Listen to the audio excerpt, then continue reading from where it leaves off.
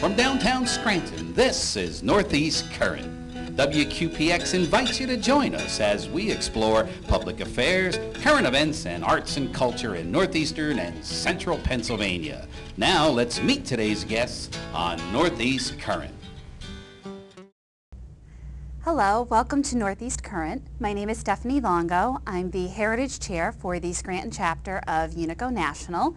And today I'm going to talk to you about our Sister City project with the City of Scranton as a part of First Friday for the month of December. For those of you who aren't familiar with UNICO Scranton, we are the nation's largest Italian-American volunteer organization, and we were founded in the 1920s out in New Jersey, and the Scranton chapter actually has the largest amount of members, totaling over 400. So we are the largest chapter in the United States. And as Heritage Chair, this is actually the first year that UNICO Scranton has had a Heritage Chair. It's a newly created position, and basically my job is to create links between the United States and Italy through our chapter. And the reason why I was chosen for this is because I'm also known locally as the author of The Italians of Northeastern Pennsylvania, as well as some other books and writings on Italian American history, which is my great passion in life. What we've decided to do for the past year is really work on some ways that UNICO Scranton can get out into the community and bring Italy to our local community. And what I decided to do in about April was explore the possibility of creating some sister cities. Originally I wanted to do a bunch of sister cities all at once with the City of Scranton, but instead when I approached some of them, they weren't quite ready to do anything with us.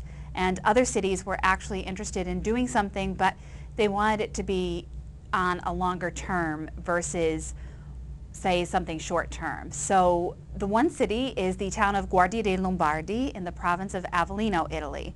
And it just so happens that's actually where my family is from, and it was the easiest one to get done because since it's something so new through UNICO Scranton, not having a heritage committee before, and just something that kind of came up as, yeah, let's do this, Guardia said, you know what, we've been wanting to have a sister city for the longest time, and we know that there's a large population of Italian Americans from Guardia in Lackawanna County. Let's butt heads and see what we can do. So that's what we've actually been thinking about since April, is trying to figure out how to get Guardia in with Lackawanna County and the City of Scranton. And just through conversations with UNICO, we've decided that we would do a photo exhibit, which is one of my passions in Italian American history. The Italians of Northeastern Pennsylvania was actually a pictorial history. What we did was solicit photos from Italian Americans of Guardiese origin living in Lackawanna County, and they're vintage photos from about 1910 to maybe around 1960 of Guardiesi, just as I say, doing their thing. They're showing their lives since they've arrived in the New World. And we've got about 50 photos that were donated to the exhibit. We have a lot of the St. Rocco's Procession and Festival in Bunker Hill and Dunmore. Bunker Hill and Dunmore is actually considered the hub of Guardiese culture in northeastern Pennsylvania. If you actually go to Bunker Hill, the topography is very similar to what Guardia is in Italy, so you could see why people settled there. If you go in St. Rocco's Church, there's also a plaque that says this church was founded by the Guardiesi. So they're very, very linked to their history and heritage. And much like St. Ubaldo Day in Jessup, for St. Rocco's Day in Bunker Hill, Guardia does the same thing. They do their procession with the saints throughout the streets of Bunker Hill. And again, like St. Ubaldo Day, the only other place that you could find this is in Guardia. So you can find it in Guardia as well as in Dunmore, and that's it. Unless there might be another Guardiese enclave that might do something similar. But ours is pretty much a carbon copy of what you would find in Guardia. So we've just been spending since April collecting these photos and getting some stories from people. I've heard stories of people who've come over to the United States that have just really created a beautiful life for themselves. One story that surprised me was actually Caterino Shoes in West Scranton. I had no idea that they were Guardiese because Caterino is not a very well-known Guardiese last name. Come to find out through some research that I've done that the last name Caterino is actually extinct in Guardia, but it still exists in the United States, specifically in West Scranton. So the Caterino family is of Guardiese origin, and they're past their 90th year in business in the shoemaking industry here in Northeast Pennsylvania. So that to me was very interesting. I also found out last night, believe it or not, that there was an Italian society in Scranton in the 1950s, and the members were comprised of people from Guardia dei Lombardi and the next town over of Sant'Angelo dei Lombardi. And I just got a picture of that last night from somebody that wanted to submit it to the exhibit. A late submission that I'm working very hard to get into the exhibit since the photos were already sent to the printers, but definitely something that's very viable. So we have some very interesting stories. I've also brought some stories and artifacts of my own family. I have an antique photo that my great aunt gave to my mother and me before she passed away that my great grandmother had taken before they left Italy, and it's of her, my great aunt, my grandfather, as well as my great uncle. And from what I was told, she actually carried that photo on her back from Guardia to Scranton. And one of the interesting stories of my great grandmother was that when they were building their house in Guardia, she fell from the ladder and the ladder hit her leg, and she actually had to have her leg amputated from that. So she came to the United States wearing a prosthesis and almost didn't get into the United States because of that. So there's just interesting photos no matter where you go with whatever family. So we're really interested in telling those stories of the Guardiesi. The exhibit's going to be held at Lackawanna College in the Seeley Memorial Library on Friday, December 5th from 6 until 9 p.m. And part of the exhibit is going to include the formal Sister City Declaration by Mayor Courtright of Scranton. He's going to come and he's going to formally proclaim Guardia and Scranton sister cities. And Lackawanna County Commissioner Pat O'Malley is going to come and do a proclamation also honoring the Guardiesi of Lackawanna County. So this way we don't leave anybody out. We don't want anyone thinking it's just a Scranton thing. This is all for everyone in Lackawanna County. So both Lackawanna County and the city of Scranton will be represented that evening. And to keep the momentum going, we've decided with UNICO, with our sister city projects, that this is going to be the year of Guardia dei Lombardi. And next year we're also looking for Gubbio. So anyone who's watching this who might be of origins from Gubbio can start looking through their old photos now and get an idea of what we're doing with Guardia, because we're going to do something very similar next year with Gubbio. We're looking into getting grants to have a traveling photo exhibit. So we're going to have the photos from the exhibit brought around to the various libraries in the Lackawanna County library system and to be placed on display. We're also in discussions with the University of Scranton to have those photos displayed there too. And they'll just be brought around throughout 2015 for people to see and left up for about a month, or however long the library would like to leave that up for. That's at the discretion of each individual library director. And we're also going to have a book published about the exhibit. The book is going to be including the photos from the exhibit, as well as some history of the Guardiesi in Lackawanna County, as well as some history of Guardia itself for people who might not be too familiar with it. And it's going to be published by Aventura Press, which is actually out of Einan, so a local press is going to do it for us.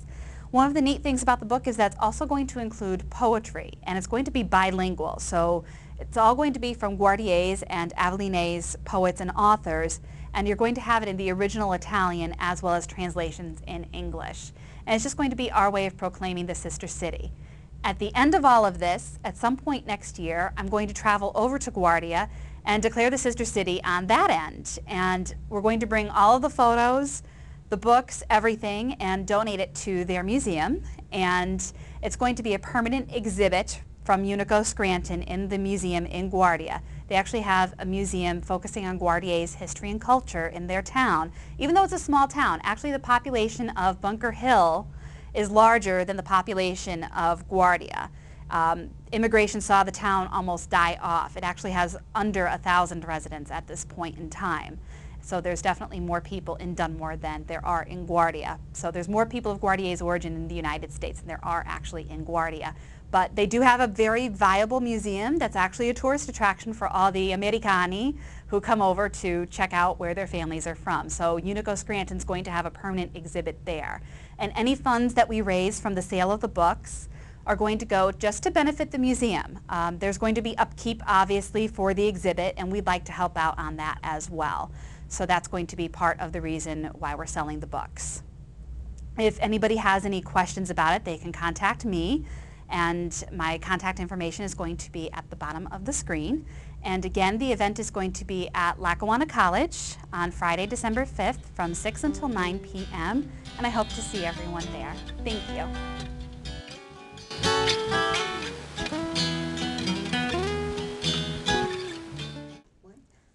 Welcome back into Northeast Current on the ION Network. My name is Kate Moss, and we have a really special interview. If you know me, you know that I love all kinds of racing, and today we're going to be talking to Charlie Kimball. As race car driver Charlie Kimball wraps up his 4th season in the Verizon IndyCar Series, he has secured top 10 finishes, including a podium 3rd finish in Detroit this year. Charlie continues to be the first licensed driver with diabetes to win an IndyCar race. But what really sets this racer apart might be his fan base. The diabetes community stands strong behind Kimball, who is making great strides while living with diabetes.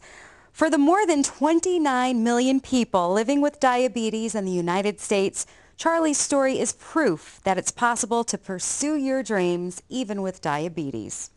In honor of National Diabetes Awareness Month, Charlie is sharing his inspiring story and discussing how he manages his condition in order to compete at the highest level. Charlie, it's been 7 years since you've been diagnosed with diabetes, and I know that it almost cost you your racing career. Yeah, I was afraid I may never get back in the cockpit. I didn't know what it meant for me as an athlete and more importantly, me as a racing driver. But I've been able to work with my team, my healthcare team and my race team, my doctor, to be able to get back in the car. I use modern insulins, the modern delivery devices like my Levemir Flex Touch to be able to manage my blood sugars the night before the race and on race day, so that when I'm in the car, hopefully all I'm thinking about is racing. The diabetes community is a big part of your fan base. And what do you want them to specifically know about diabetes? Well, I think that the diabetes community is one of the strongest in the world. There's so much support, not just across the country, but around the world for people with diabetes. Now, I was very fortunate to find a partner in the diabetes community in Novo Nordisk. They not only make the insulins and delivery devices I use, but they're also represented on my race car. That way, when I'm driving, racing, competing at over 220 miles an hour, the diabetes community is right there with me. There are some people out there, Charlie, that feel limited because of diabetes. What would you say to those people in order to help them have the inspiration to accomplish their goals? Well, I think with the right tools and the right technologies and the right frame of mind, you can still live your dreams and chase your passions with diabetes or really any other chronic health conditions. For me, I love racing. There's no place I'd rather be than in the race car. So I had to figure out how to overcome that challenge and still be able to do what I love. So Charlie, how is your health these days? Everything's good.